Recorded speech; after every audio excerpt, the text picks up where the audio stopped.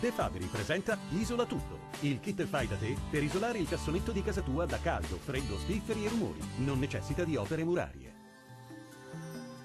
Ben ritrovati al meteo, cambia il tempo sulle nostre regioni, vediamo il dettaglio.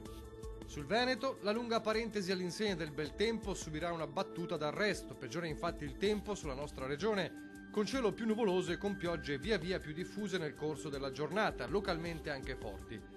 Temperature minime comprese tra 1 e 6 gradi, massime tra 4 e 8 gradi.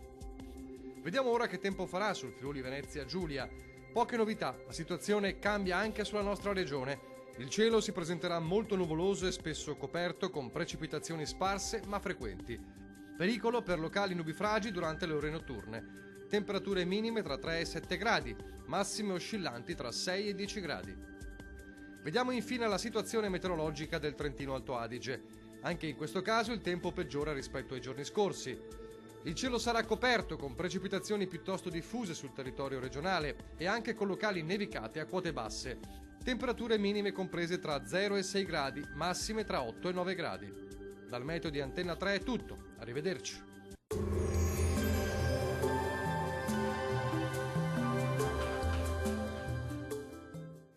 De Fabri presenta Isola Tutto, il kit fai da te per isolare il cassonetto di casa tua da caldo, freddo, spifferi e rumori. Non necessita di opere murarie.